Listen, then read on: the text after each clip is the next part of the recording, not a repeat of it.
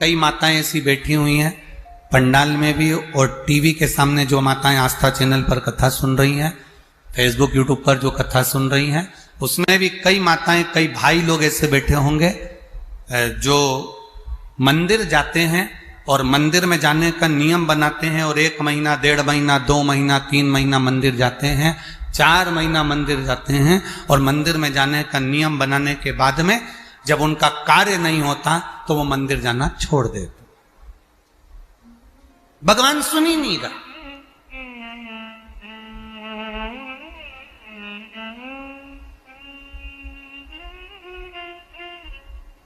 कई लोग पत्र भी लिखते हैं, ऐसा नहीं कि पत्र नहीं लिखते, कई लोग पत्र में लिखते हैं, गुरुजी हम 4 महीने से मंदिर जा रहे थे, गुरुजी हम 3 महीने से मंदिर जा रहे हैं, हम 5 महीने से मंदिर जा रहे हैं, भगवान तो हमारी सुन ही नहीं रहा। भगवान से हमारा कौन सी दुश्मनी है जो भगवान ने सारा दुख हमको दे दिया? भगवान हमारी सुन ही नहीं रहा।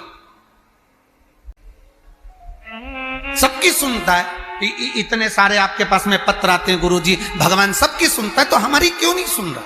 हम भी तो मंदिर जा रहे हैं, हम भी तो भगवान को जल चढ़ा रहे हैं, हम भी तो भगवान के मंदिर में झाड़ू लगा रहे हैं, हम भी तो भगवान के मंदिर में पोछा लगा रहे हैं, हम भी तो भगवान का श्रृंगार कर रहे हैं, फिर भगवान हमारी सुनता क्यों नहीं है?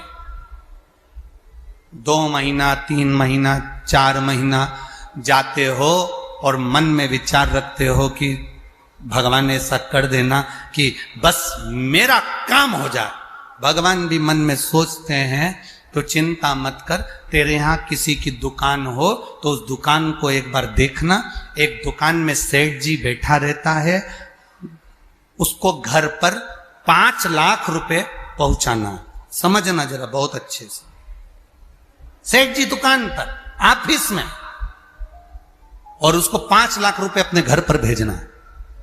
उसके यहां पर 15 नौकर काम कर रहे हैं। एक नौकर 1 महीने पहले लगा, एक नौकर 3 महीने पहले लगा, एक नौकर 10 महीने पहले लगा, एक नौकर 1 साल से लगा, एक नौकर 5 साल से लगा। अब सेठ जी वो 5 लाख रुपए अपने घर भेजना है तो कौन से नौकर के हाथ में देंगे? बोलो रीजी जी। जो 1 महीने काम पर आया उस पर, जो 2 महीने काम पर आया उस पर, जो 3 महीने काम पर आया उस पर, जो 4 महीने काम पर आया उस पर नहीं। सेठ जी ने पुराने को बुलाया, इधर आओ, इधर आओ। हाँ सेठ जी, बेटा ये बैग घर पर रख के आना, हो संभाल के ले जाना, 5 लाख रुपए सावधानी से ले जाना। जी आप चिंता मत करो सेठ जी, आप बिल्कुल चिंता मत करो। सेठ जी ने 5 लाख का बैग दिया और 5 लाख का बैग उस पुराने नौकर ने जो 2 साल से 3 साल से 4 साल से लगातार सेवा में लगा हुआ था, वो 5 लाख का बैग सेठ जी ने उसके हाथ में पकड़ाया कि ये तुम देकर आना। बस उसी तरह वो भोलानाथ और अपन उसके चाकर हैं, वो भी हमारे हाथ में इतनी जल्दी नहीं दे देता है, वो देगा जब आपको पूर्ण तरह से परख लेगा।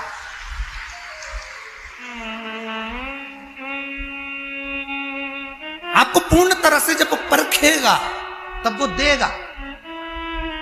और आप क्या करते हो?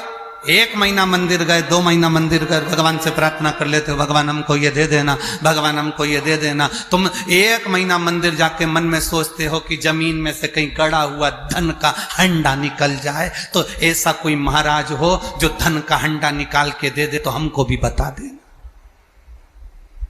नहीं,